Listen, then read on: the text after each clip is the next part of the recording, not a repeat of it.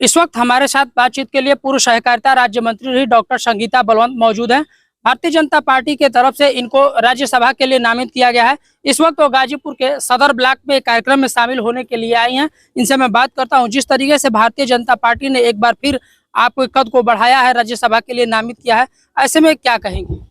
देखिए, मैं आपके चैनल के माध्यम से सबसे पहले आपको बधाई देती हूँ, धन्यवाद देती हूँ और कहना चाहूंगी भारतीय जनता पार्टी को और भारतीय जनता पार्टी के शीर्ष नेतृत्व को, जो हमारे देश के प्रधानमंत्री श्री नरेंद्र मोदी जी और उत्तर प्रदेश के मुख्यमंत्री माननीय श्री योगी आदित्यनाथ जी और गाजीपुर जनपद के हमारे विकास पुरुष महामहिम श्री मनोज सिन्हा जी और सारी देवतुल्य नागरिकों को मैं हार्दिक बधाई और धन्यवाद देती हूं और यह भरोसा जताती हूं कि जो दायित्व मुझे मिला है उसका 100% निर्वहन करूंगी।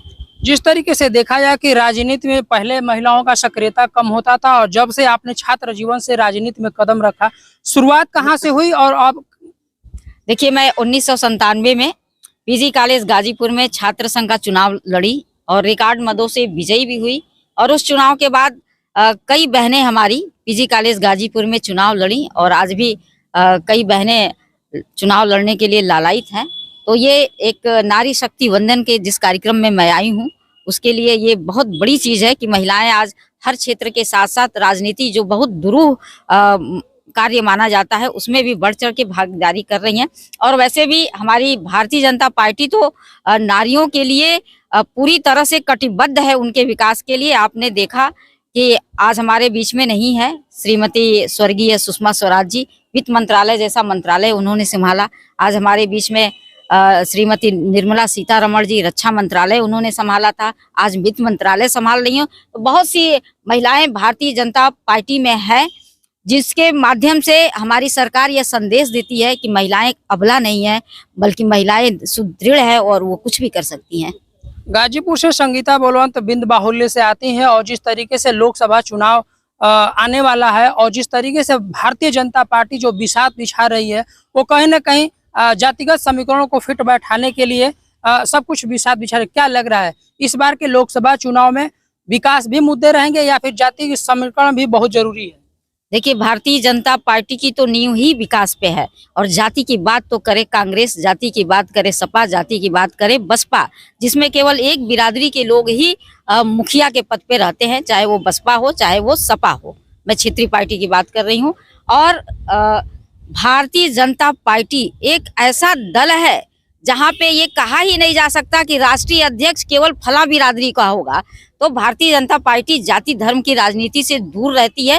ये भारत के हर एक नागरिक को, चाहे वो किसी जाति धर्म का हो, उसे सम्मान देती है। अगर वो पिछड़ा है, वंचित है, तो उसे विकास की मुख्य धारा में लाती है ताकि जो उसका लक्ष्य है विकसित देश बनाने का, वह सफल हो सके।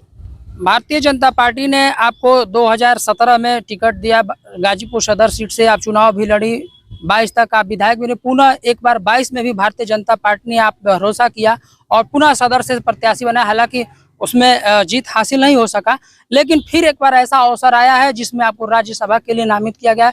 तो क्या देखा जाए संगीता बलवंत, जिस रास्ते पे चल रही हैं, अभी लंबा सफर है। देखिए, मैं आपके चैनल के माध्यम से कहूंगी कि भारतीय जनता पार्टी अपने सिपाही को, अपने कार्यकर्ता को बहुत ही स्नेह से रखती है, केवल उसका यूज नहीं करती है। और आप देख सकते हैं कि आज चाहे राष्ट्रपति का पद हो या फिर एक सामान्य कार्यकर्ता को जो तरजीह मिलती है कि राष्ट्रीय लेवल का नेता जो है सबसे पहले बूथ अध्यक्षों की बात करता है, कार्यकर्ताओं की बात करता है, तो ऐसे दल में किसे कार्य करने का मन नहीं करेगा। और भारतीय जनता पार्टी का तो मिशन लंबा है, उसे विकसित भारत बनाना है और विकसित भारत के साथ साथ विश्व गुरु का भी सपना अगर कोई देख रहा है कि पुनः हमारा भारत बने, तो वो भारतीय जनता पार्टी ही है। आखिरी वक्त में आपको सहकारिता राज्य मंत्री बनाया गया था, कुछ ही समय बच गया था चुनाव का और अब राज्यसभा के लिए नामित किए। उस समय का विकास का दौर कोई इस तरह का जो लगता है कि डॉक्टर संगीता बलवंत के मन में सपना रहा हो और चुनाव हारने के बाद वो पूरा नहीं हो पाया हो, आगे क्या हो? देखिए, जब सहकारिता राज्य मंत्री मैं बनी थी 3-4 महीने के लिए और बहुत उसमें कुछ बजट नहीं था, न के बराबर ही था, नगण्य था बजट। लेकिन फिर भी हमने माननीय मुख्यमंत्री जी से कह सुन के अपने गाजीपुर जनपद को और प्रदेश को सहकारिता के लिए बहुत से कार्य करवाए थे, लेकिन वो कार्य पर्याप्त नहीं है। और आज जब यह मुझे अवसर मिला है तो मैं जनता की आकांक्षा के अनुरूप जो वह कार्य अपने क्षेत्र के लिए लेना चाहेगी, उसके लिए मैं तैयार हूँ। बिल्कुल, बातचीत के लिए जी धन्यवाद। तो ये थी गाजीपुर से सदर की विधायक रह चुकी पूर्व सहकारिता राज्य मंत्री डॉक्टर संगीता बलवान, जिनको राज्यसभा के लिए नामित किया गया। इनसे हमसे खास बातचीत की है। गाजीपुर से शशिकांत तिवारी।